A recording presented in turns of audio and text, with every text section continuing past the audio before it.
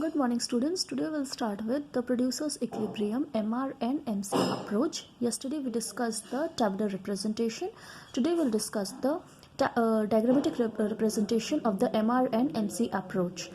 So this you can see here we are denoting the revenue and the cost, and this is the x-axis where we are showing the output, the level of output.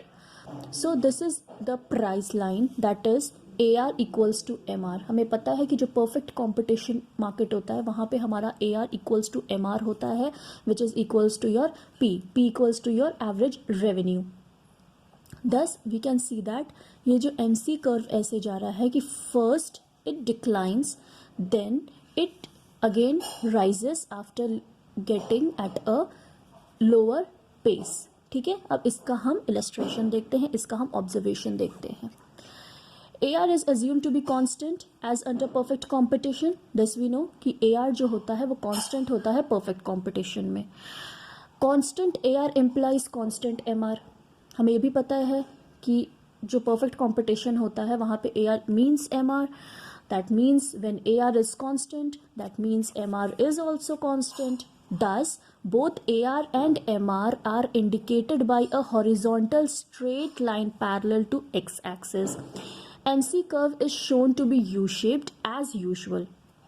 MC curve जब हमने concept of cost पढ़ा था वहाँ पे भी अगर आप देखें तो MC कर्व हमने इसी शेप में पढ़ा था. MR is equal to MC. MR जो है MC के बराबर दो सिचुएशन में है हमारे पास, जो हमने पिछला एग्जाम्पल लिया था वहाँ पे. उसके अकॉर्डिंग यहाँ पे अगर हम देखें तो जो MC कर्व है वो MR कर्व को दो जगह पे कट कर रही है. पहला यहाँ, that is your OL1 and this is your second, that is your O2. ठीक है, तो मतलब कि ये जो आउटपुट है इस लेवल पर आपको यहाँ पर आपका जो MC है वो MR को कट कर रही है, and then at this level of output यहाँ पे कट कर रहा है. इन सिचुएशन N, यहाँ पे अगर हम देखें, in situation first MC is falling but in situation two MC is rising. यहाँ पे अगर हम देखें फॉल कर रहा है MC, यहाँ पर हम देखें तो राइज कर रहा है MC.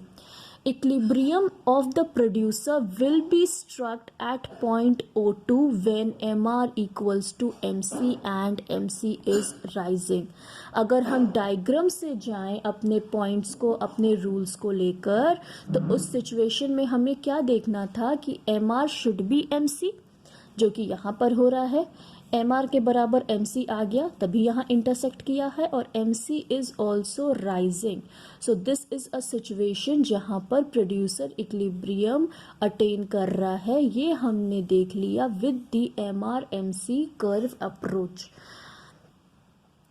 MC is falling but in situation 2 MC is rising. Equilibrium of the producer will be struck at point Q2 when MR equals to MC and MC is rising. It is at point Q2 that the profit that equals to TR minus TVC is maximized. यही वो point है जहाँ पर आपका जो profit है वो भी मैक्सिमाइज कर रहा है. In fact Q2 is a situation of profit while Q1 is a situation of loss. यहाँ पर अगर प्रोड्यूसर इक्विलिब्रियम अटेन करेगा तो उसे यहाँ पे लॉस इनकर करना पड़ेगा. This we can prove it.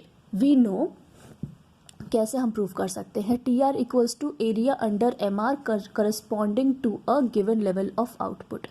TR क्या होता है? The area under MR.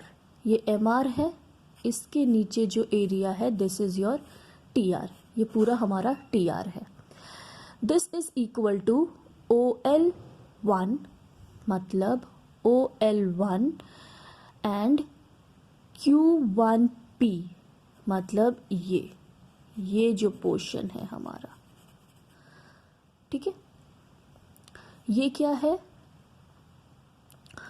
फिर TVC, area under MC corresponding to a given level of output. ठीक है, TVC की अगर हम बात करें तो वो है OL1 Q1R. ठीक है, Q1R। मतलब ये हमारा आ रहा है TR और ये पूरा यहाँ से ये पूरा हमारा जो है ये है हमारा TVC। तो इससे हमें समझ में ऑलरेडी आ गया कि ये जो TVC इतना एरिया कैप्चर कर रहा है वो ज़्यादा है इतने TR से। इसका मतलब ये जो है ये लॉस है प्रोड्यूसर का।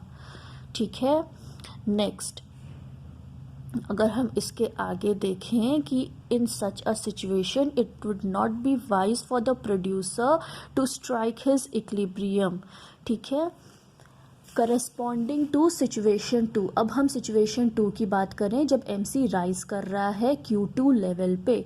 We find out TR equals to OL2 Q2P।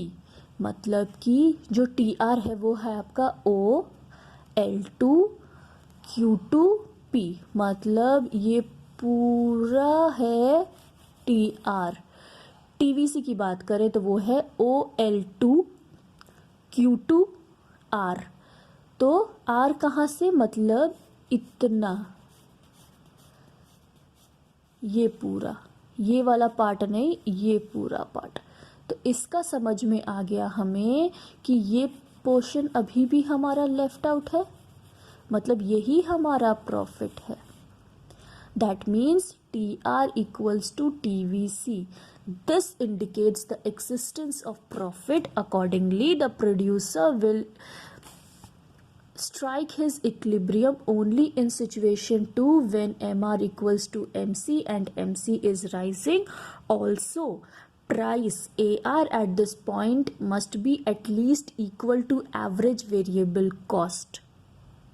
ठीक है, अगर हम इसके हिसाब से जाएं तो जो इक्विलिब्रियम है वो Q2 पर स्ट्रक कर रहा है, जहां पर ये आपका AR भी है। ठीक है, और AVC से ज़्यादा आपका है, क्योंकि अब इस MC से आप AVC कर्व को स्ट्राइक कर सकते हैं। नाउ एक सिचुएशन आता है आपके पास कि what happens when a unit more और a unit less is produced then OL2 unit of output.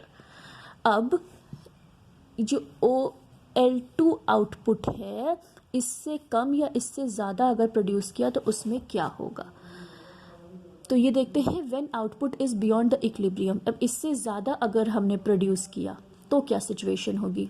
Same curve, MC as it is, P equals to AR equals to MR। ये हमारा equilibrium था। अब हम इसके आगे अगर हम प्रोड्यूस कर रहे हैं तो क्या होगा ये देखते हैं। Addition to TR equals to area L2 L3 T Q2। ये पूरा हो गया आपका एरिया। फिर एडिशन टू TVC। अब TVC इसमें क्या हो जाएगा, एरिया दैट इज L2, यहाँ से L3 Q3 और Q2। तो इस केस में क्या होगा, ये जो आपका इतना सा पहले TR आ रहा था, TVC आपका यहाँ से पूरा ये कवर करेगा, मतलब TVC हो गया TR से ज़्यादा। तो additional TVC exceeds additional TR by the area Q2 TQ3 so that TR minus TVC will tend to shrink। इस केस में जो आप एक प्रॉफिट अटेन कर रहे थे वो यहाँ पे पूरी तरीके से श्रिंक कर जाएगा। यहाँ पर आप वो मैक्सिमम प्रॉफिट नहीं अटेन कर पाएंगे। अब इस केस में हम देखते हैं जब हमारा output is reduced below the point of equilibrium. यहाँ पे हमारा इक्विलिब्रियम है इस पॉइंट पे। अब हम अगर इससे कम प्रोड्यूस कर रहे हैं, हमने कम लेवल ऑफ आउटपुट अगर हम कर रहे हैं, तो हमने क्या देखा कि TR reduces by the area L1 L2 Q2 Q1। ये जो TR पहले था इससे अब हमारा एरिया हो गया है ये वाला।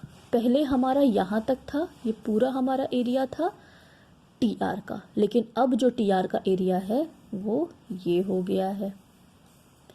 ये वाला पार्ट जो है ये अब हमारे पास नहीं है जब हमने रिड्यूस कर दिया। अब जब टीवीसी हम देखते हैं, टीवीसी हमारा है, ये हमारा यहाँ पे टीवीसी है, तो reduction in TVC is less than reduction in TR, और TR is greater than the gain of TVC. इस केस में भी जो टीआर और टीवीसी के बीच का डिफरेंस है वो पूरी तरीके से डिस्टर्ब हो जाएगा। Thus, any departure from the state of equilibrium when MR equals to MC and MC is rising would only mean that the difference between TR and TVC will tend to shrink or that profit will not be maximized। अगर हम सोच रहे हैं कि equilibrium से हम ज़्यादा produce करें तो हम और ज़्यादा प्रॉफिट कमाएंगे, तो ऐसा नहीं है। इक्विलिब्रियम का मतलब ही होता है कि सारे आउटपुट को देने के बाद, सारे कॉस्ट को मीट आउट करने के बाद जो मैक्सिमम प्रॉफिट एक प्रोड्यूसर अटेन कर सकता है वो इक्विलिब्रियम का ही है। अगर उसने कोई भी फैक्टर चेंज किया तो उसकी वजह से, उसने अगर आउटपुट थोड़ा सा भी चेंज किया तो उसकी प्रॉफिट जो मैक्सिमम है वो बहुत कम हो सकती है, even he could bear a loss. So this way we come to the end of this topic, of this chapter, that is your producer's equilibrium. Tomorrow we'll start with a fresh chapter.